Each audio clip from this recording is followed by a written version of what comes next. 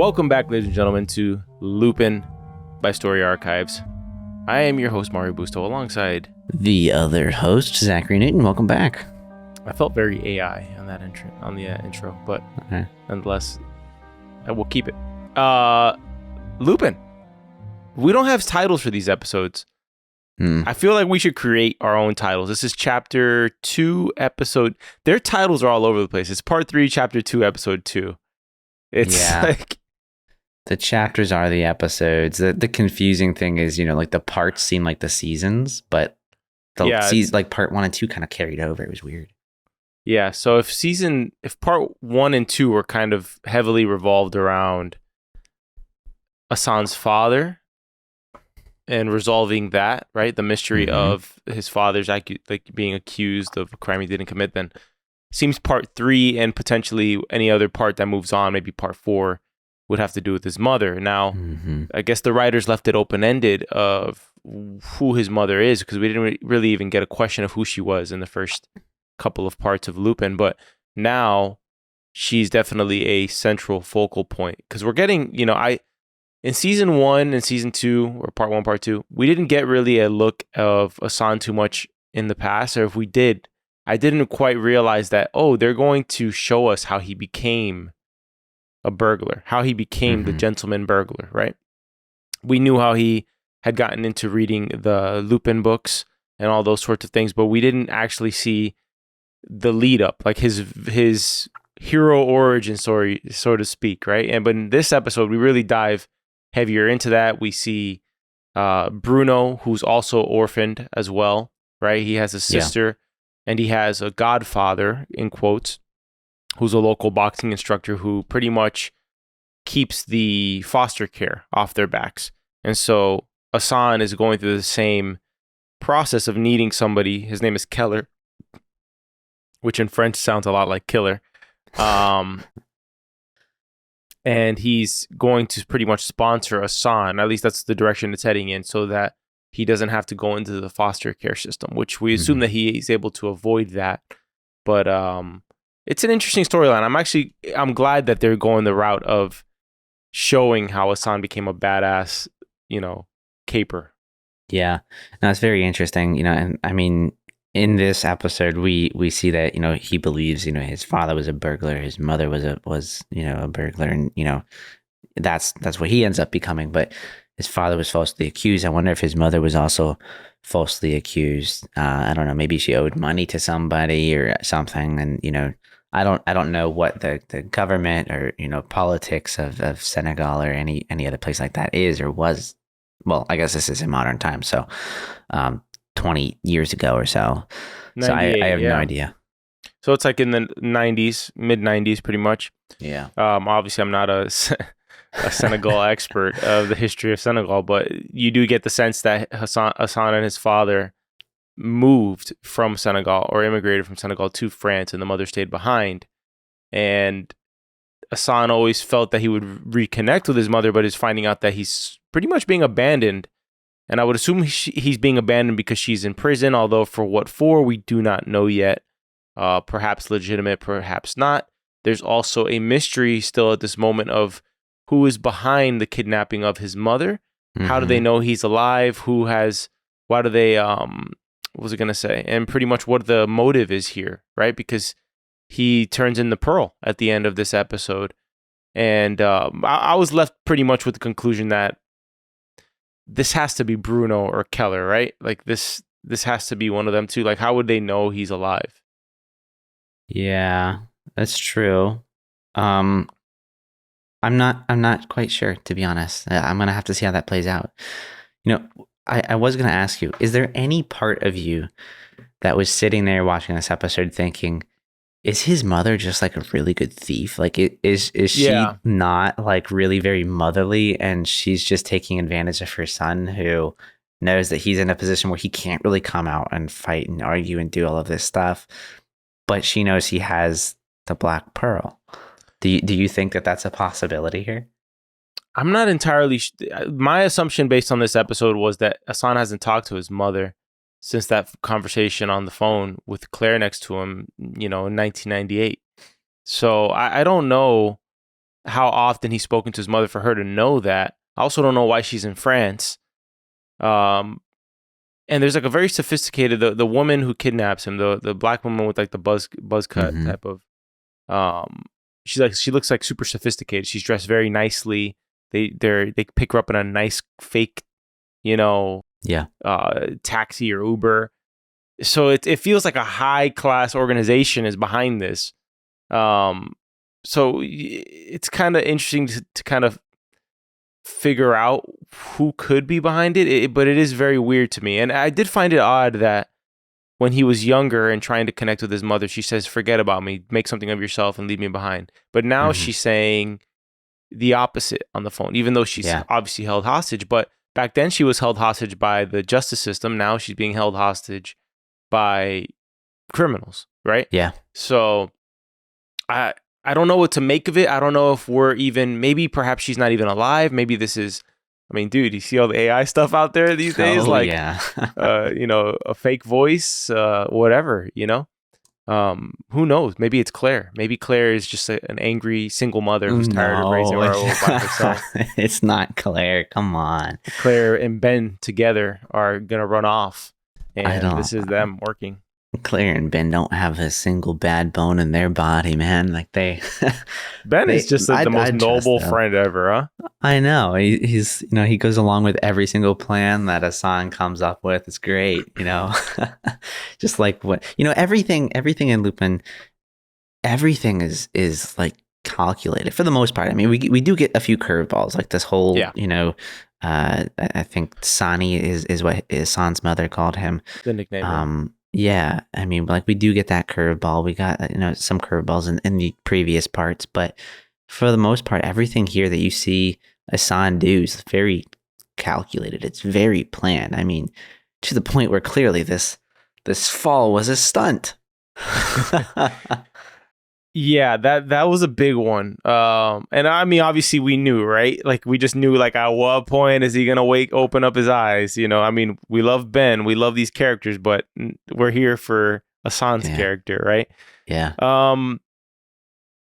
I walked away with, because you always get these cool montages, and perhaps that's my favorite part of the show is when we get the explanation montage of how he did what he did. Yeah. Right.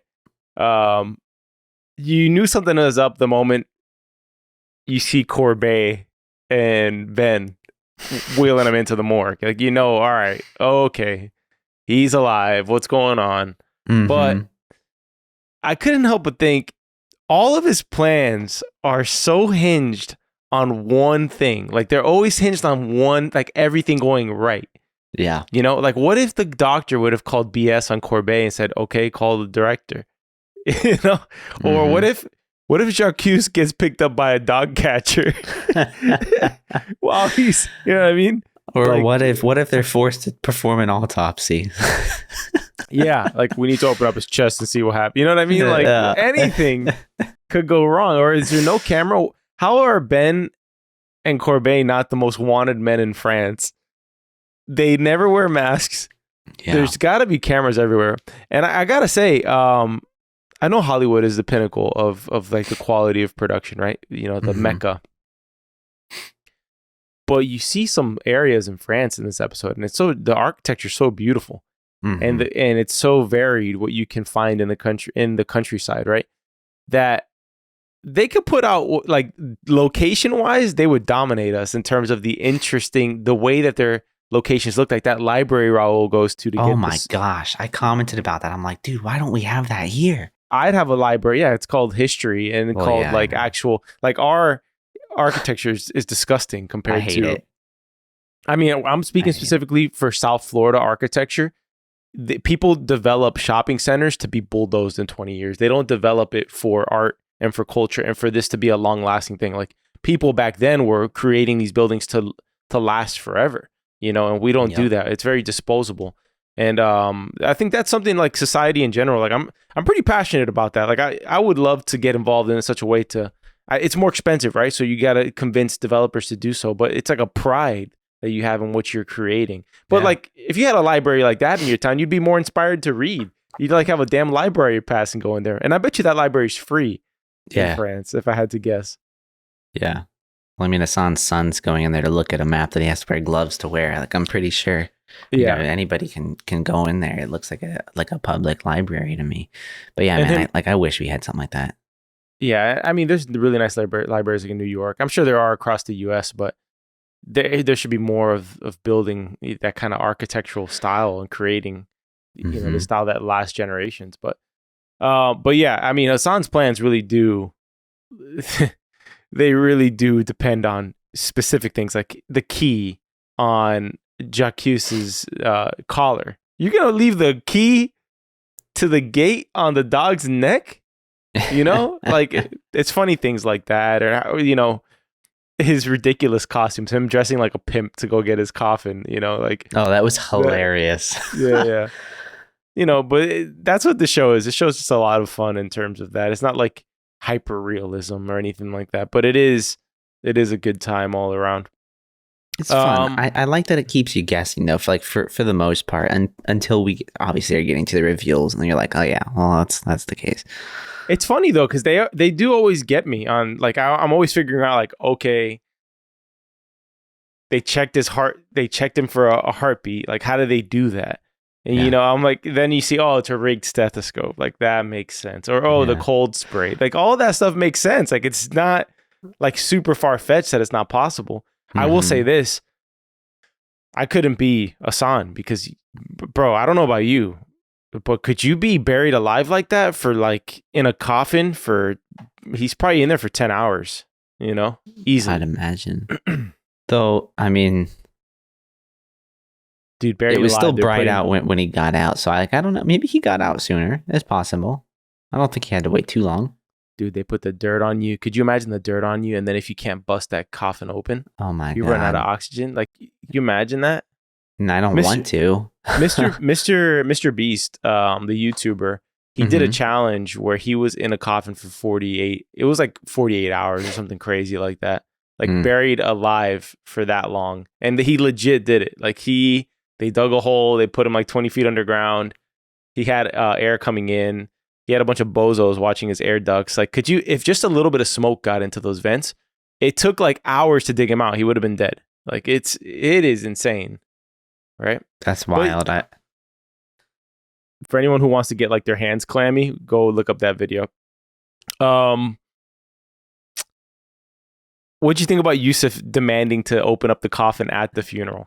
It was so distasteful, man. Like, you have no authority, first of all. I can't say I blame him though, man. I can't. Yeah, I mean, I would be like, he's not dead. But that's so distasteful. I mean, you got his wife, his kid, his mother's there, his friends are there. Like, really? You don't? It's not like you have a warrant or anything to. I'm assuming you would need one to open up a coffin. I have no idea, but it just felt so distasteful. It made me not like him for the first time. Assane even predicted that they would open his coffin. If you think about it, because that plan could have been the same exact plan, but him not in the coffin. It could have. I thought the whole time until it cut to like the scene of inside the coffin where we saw him, with his phone. I thought, like, I was like, why not just put like a really good dummy in there? Like, I mean, no pulse, cold, doesn't move, and you're not stuck in there. Like, I would have tried to have done that at least, but they didn't do that. Yeah, because then your plan is up the moment that they open up your coffin at the funeral. There's a dummy in there. Well, there's some, I don't mean like a crash dummy. I mean like a really well made synthetic dummy. Like, there are some really good things, and you don't have to look alive. You can look a little purple, a little blue. Like, you're dead. I don't know where you'd even begin to look for that. Well, there's some places, I mean, Tom Cruise could help you out with those masks and everything. With those masks, you got some companies in China, there's some dolls and whatnot. I'll say this. With Ben's apparent capabilities of creating, an airbag for the body, I would assume that he's capable of doing a synthetic dummy that could look just like Assane in short notice. It seems like he's capable of anything in short notice. Yeah. Also, how big is that property? Did you see the safe room that Assane takes him in? Yeah. When he shows him, they walk through a hidden door, then they keep on walking, then they go down the stairs to a Batman lair. I think Ben owned the entire street of units. I think so. Like he owns a lot. I mean, what happens when you're selling illegal things? You make a lot of money, right? So I'm sure he can afford it.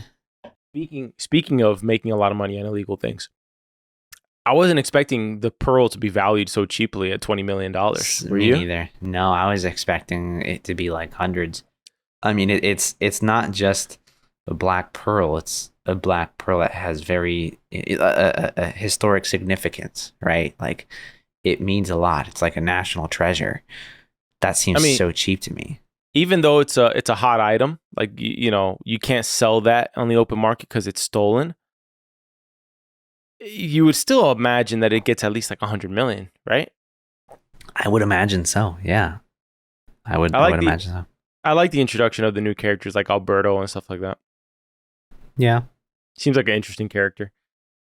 But I would have caught us on day one because I would have just positioned a cop out there, or just a GoPro camera of who enters Ben's shop. And the moment I see, Assane is an imposing figure. We've talked about this. He's like 6'3", 240, 250. Big guy. Big dude. And, even his damn costumes, he looks like himself. Like he never doesn't look like himself. Yeah. So you'd catch him immediately, I noticed that in this episode, he still had the black pearl. Like he had the pearl. Does. I thought he gave it to like Bruno. No, I think he gave something else to Bruno. I don't know what he gave to him, but maybe we'll find out. We also have this storyline going on with Gadira Yusuf, who's the cop who is obsessed with Lupin. And he strikes up the relationship with Fleur, the journalist who's in competition with the male journalist who steals her lead and goes down there, which I do wonder how that's going to play out. The fact that this guy stole the lead, because I'm still kind of wondering how that ties into the story in a bigger way. Yeah. But they're obviously using these journalists. I wonder if that might backfire on them. It's something going on here, like the dynamic between those two journalists and what Assane has going on, if something crosses lines. It's kind of have like an eerie feeling I have. Yeah, I was wondering who the journalist was, that the female. I mean, it seems like, I don't, maybe it's not even a significant, character, and it's truly just we got a snippet of her receiving tips from somebody who's probably Ben.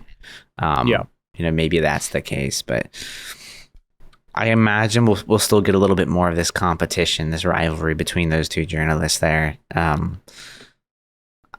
I think the guy seems a little shady though.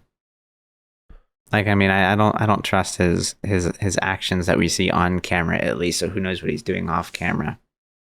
Who are you specifically? The male journalist that stole her lead. Oh yes, he's definitely shady. I'm assuming. Well, not assuming. If you drop the pearl off at the church, then someone has to go pick it up, right? So I would assume that Assane has this place staked out.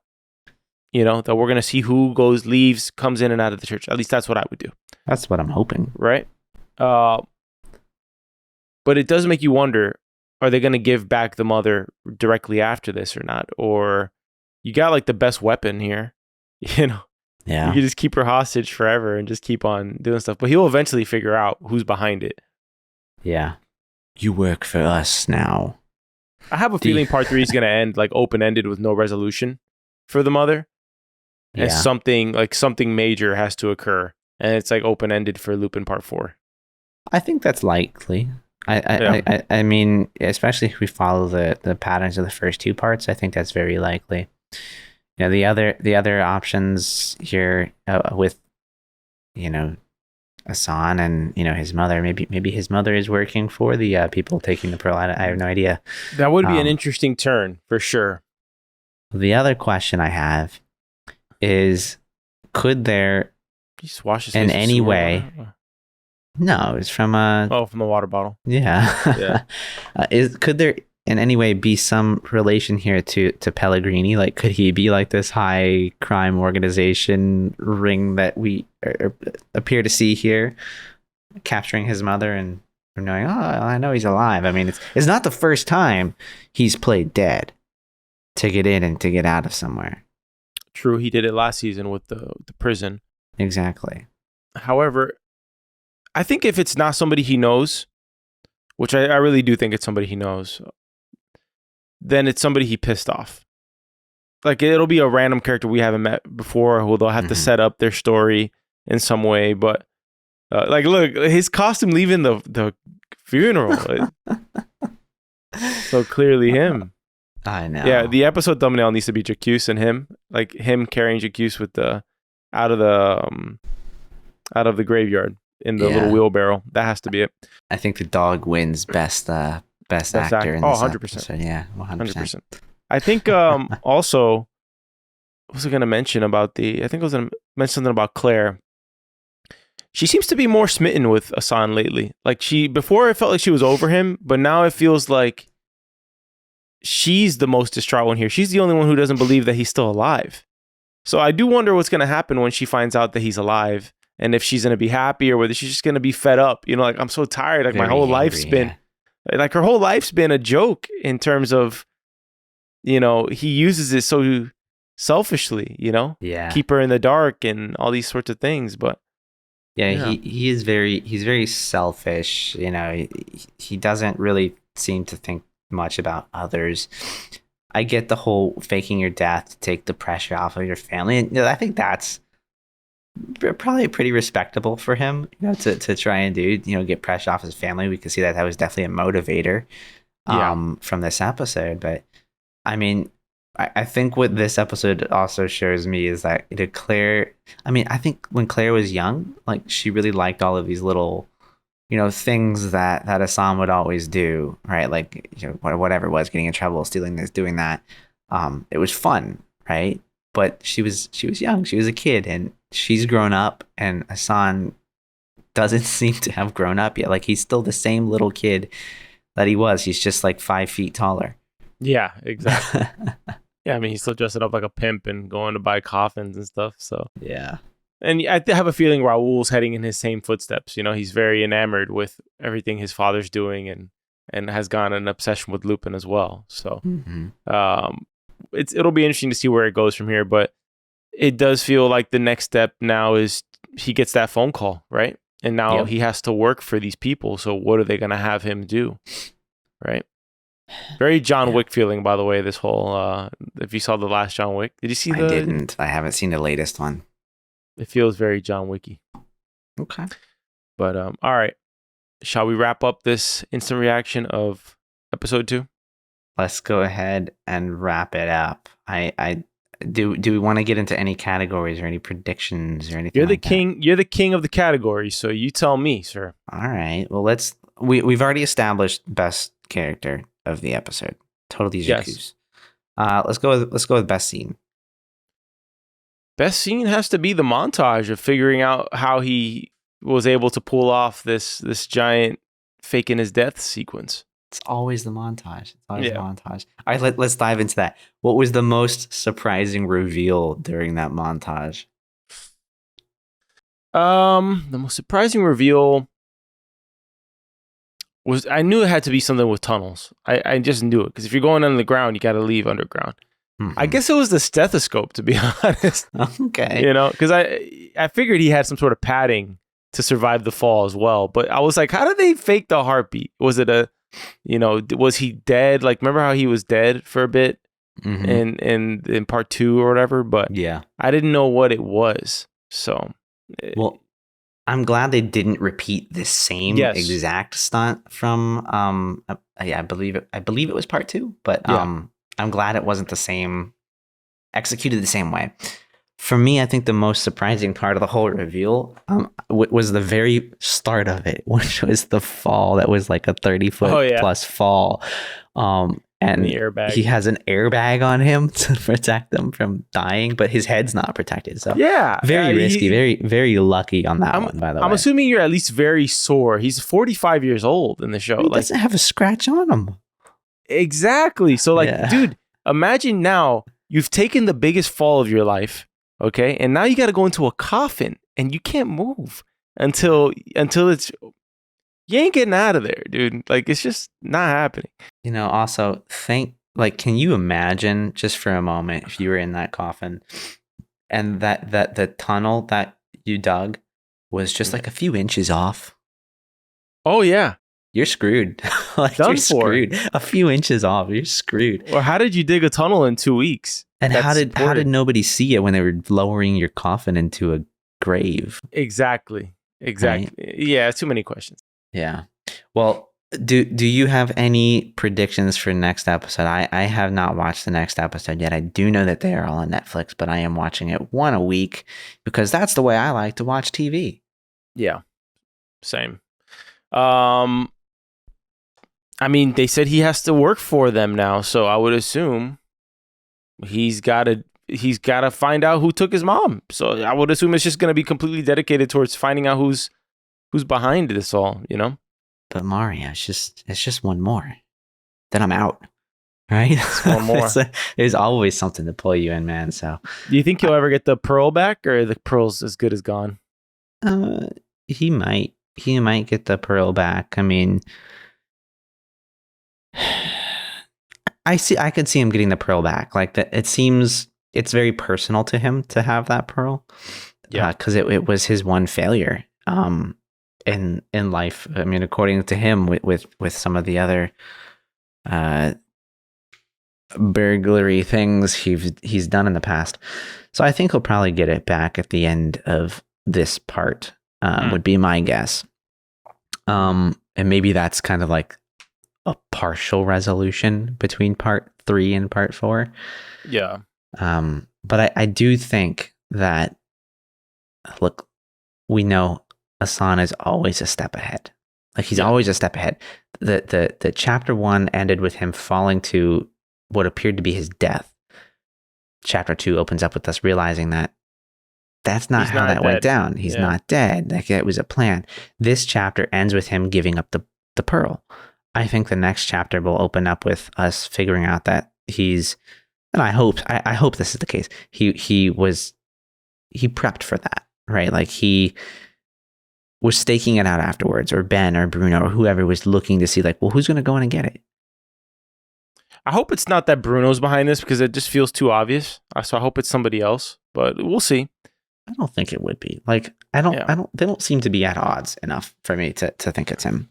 I don't know. The girlfriend was very pissed at him. Like, you have the audacity to show up here. So I think he did something to Bruno at some point in his life. But yeah, but I mean, don't let him out of the cop car. Take the pearl. Whatever. Anyways, fun episode. I'm looking forward to the next one. Yeah. Let me give a bit of housekeeping here. Go for it. Thank you all for tuning into this episode. We hope you're enjoying our Lupin series. We're also doing a midweek series on Invasion Season 2. I think we're heading into episode 9 next week, so we only got 2 more there, and we hope you're enjoying that journey through that show. We've got some other things planned here, potentially in the future, trying to keep up our 2 to 3 episode cadence a week. We also want to thank our supporters. Thank you all out there who have signed up and followed us on Patreon. If you haven't done so, you can check out our link in the description of this episode to go on over and follow. There is a free tier, so you do not have to support, but we do want to make a personal shout out to Linder, Matthew, and Susie, who have decided to support us monetarily. Thank you. It's appreciated. You don't have to do it.